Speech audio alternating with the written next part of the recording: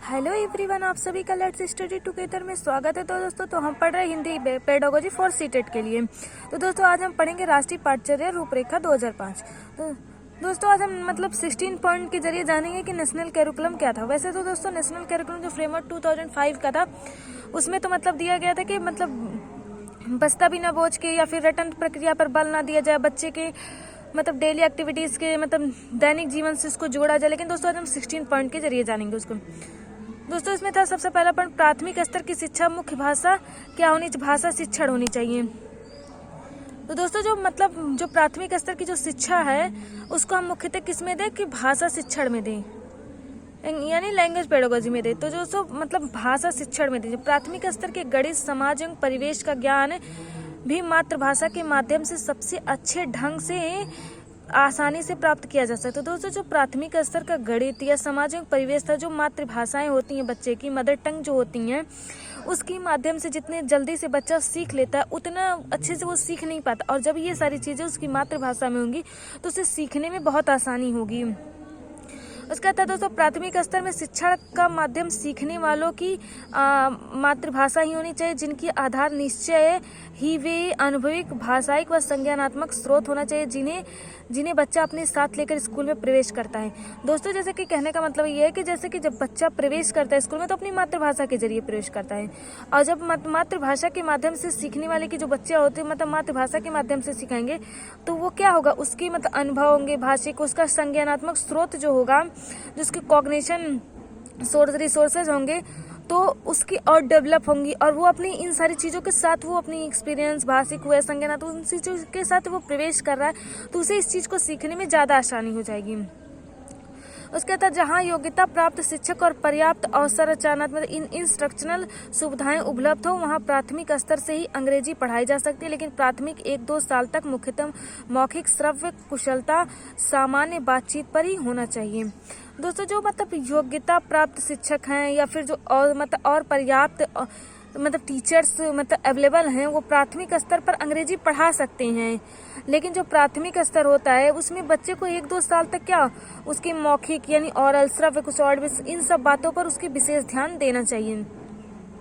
उसके बाद अंग्रेजी की कक्षा में बच्चों को उनकी अपनी भाषा का प्रयोग करने से नहीं रोकना चाहिए और शिक्षण ऐसी पाठ्य पुस्तक पर निर्भर होना चाहिए जिससे बच्चे को समझ के स्तर के थे। दोस्तों, जैसे कि अंग्रेजी जैसे आप पढ़ा रहे हैं तो उनकी ही उनकी मातृभाषा में वो अपने प्रयोग करें, उनको रोकना नहीं चाहिए उस चीज के लिए। और ऐसे उनको निर्भर होना चाहिए कि बच्चे को उस चीज को समझ में आ सके उस चीज के बारे में। उसके बाद था, यदि योग्य प्रशिक्षक शिक्षक उपलब्ध नहीं है तो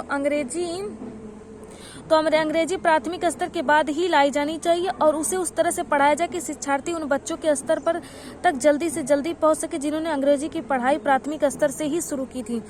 उनके दोस्तों कहना ये था कि जो योग्य प्रशिक्षित शिक्षक हैं उनको उपलब्ध नहीं, जो योग्य प्रशिक्षित शिक्षक उपलब्ध नहीं है तो अंग्रेजी प्राथमिक स्तर के बाद ही दोस्तों कि जैसे आपके स्कूल में कोई योग्य टीचर नहीं है तो इंग्लिश को ना पढ़ाया जाए, उसको कुछ समय के लिए रोक दिया जाए, उसे इस तरह से पढ़ाया जाए कि उसे इस तरह से पढ़ाया जाए कि शिक्षार्थी उन बच्चों के स्तर पर प्राथमिक स्तर से ही शुरू कर दें। उसके बाद था कि घर में बोली जाने वाली दोस्तों के बीच व पड़ोसी की भाषाओं को तथा स्कूल में प्रवेश की जाने वाली भाषा के बीच के फासले को पाटने का भरपूर प्रयास किया जाना चाहिए। दोस्तों कि जैसे कि जो आपके जो आपके घर में बोली जाती है, जो आप अपने दोस्तों के बीच में बोलते हैं या जो उनके भाषा में प्रयोग किया जाता है, उन सब के बीच को इन फासलों को मिटाना चाहिए और मातृभाषा का प्रयोग करना चाहिए। उसके बाद था कि अंग्रेजी माध्यम स्कूल में भी मातृभाषा का एक माध्यम के रूप में प्रयोग होना चाहिए और शिक्षार्थी को एक माध्यम से दूसरे माध्यम तक में जाने की छूट होनी चाहिए। दोस्तों कि अंग्रेजी इंग्लिश मीडियम हमारा स्कूल होता है उसमें भी मदर टंग का अपनी मातृभाषा का प्रयोग करने का अवसर चाहिए और उस बच्चे को अपनी मातृभाषा में पढ़ाने के लिए उस बात को विशेष छूट होना चाहिए कि वो कैसे भी पढ़े। मातृभाषा का प्रयोग शिक्षा के सभी स्तरों तक जारी रहना चाहिए क्योंकि जो मातृभाषा है दोस्तों उसे उच्च स्तर तक भी उस चीज को जारी रखना चाहिए क्योंकि मातृभाषा या आसपास की भाषा में उच्च दक्षता का स्तर, बेहतर संज्ञानात्मक विकास। मतलब दोस्तों कि अगर आप उच्च कक्षा में भी अपनी मातृभाषा का प्रयोग कर रहे हैं तो मातृभाषा या आपके आसपास की जो भी भाषा है वो उच्च दक्षता का स्तर, बेहतर संज्ञानात्मक विकास, जो आपके कॉग्निशन मतलब जो आपका संज्ञान है, अंतर्वैयक्तिक संवाद, जो मतलब आप अंतर्वैयक्तिक संवाद, कुशल व सैद्धांतिक स्पष्ट को बढ़ावा देने में महत्वपूर्ण भूमिका निभाता है। दोस्तों जैसे कहने का मतलब कि मातृभाषा जो है वो आपकी मतलब अगर आपकी उच्च कक्षा में भी प्रयोग की जा रही है तो उसमें बेहतर संवैधानिक मतलब चीजें भूमिका निभाती हैं। उसके बाद पाठचर्या निर्माताओं, पाठ्य पुस्तकों, लेखकों और शिक्षकों को विभिन्न भाषाओं और विषयों के बीच संपर्क सूत्र नेटवर्क स्थापित करने का भरपूर प्रयास करना चाहिए। दोस्तों जो पाठचर्या यानी जो आपका कैरिकुलम है, उन निर्माताओं में पाठ्य पुस्तक, लेखकों और शिक्षकों को स्थापित करने मतलब उन सारी चीजों को स्थापित करने और विभिन्न पाठ भाषाओं और विषयों के संपर्क सूत्र मतलब उन सबको चीज को एकदम मतलब नेटवर्कली स्थापित करने का क्या होना चाहिए, आपको भरपूर प्रयास करना चाहिए। जहां तक संभव हो सके विदेशी भाषाएं उच्च माध्यमिक स्तर पर 2 वर्षों तक पढ़ाई जानी चाहिए। मतलब जो दोस्तों आपकी मतलब जो आपकी विदेशी भाषाएं हैं, विदेशी भाषा वो उच्च माध्यम पर क्या हो 2 वर्ष तक सिर्फ पढ़ाई जानी चाहिए। और जो विधियां सामग्री कक्षा में अपनाई गई मतलब जो आपको पढ़ाते वक्त जो टीचर TLM मतलब टीचिंग लर्निंग मटेरियल का प्रयोग कर रहा है उनको कार्यनीतियां और मूल्यांकन इस तरह से होना चाहिए। मतलब जो आपको टीचिंग लर्निंग मटेरियल प्रयोग हो रहा है उनको इस तरह से उसका मूल्यांकन करना चाहिए या इस तरह से उसका मतलब प्रक्रिया होनी चाहिए जो इस बात पर और सुनिश्चित करे कि बच्चे स्कूल छोड़ते वक्त हिंदी, क्षेत्रीय भाषा और अंग्रेजी में उच्च दक्षता कर चुके हों। कि जब बच्चा स्कूल को छोड़े तो क्या हो कि अपनी हिंदी या क्षेत्रीय भाषा मतलब जो भी उसका क्षेत्रीय भाषा वो अंग्रेजी में क्या हो उच्च दक्षता प्राप्त कर ले। उसके बाद हिंदी और अंग्रेजी के शिक्षकों को क्षेत्रीय भाषा का ज्ञान जरूरी है। मतलब जो हिंदी और अंग्रेजी भाषा है वो शिक्षकों का क्या होना चाहिए, ज्ञान का जरूरी होना चाहिए ताकि शिक्षार्थी को सक्रिय सहभागिता मतलब एक्टिव जो मतलब जो शिक्षार्थी उसको सक्रिय सहभागिता सुनिश्चित की जा सके। मतलब जो उसकी सक्रिय सहभागिता है उसको सुनिश्चित की जा सके।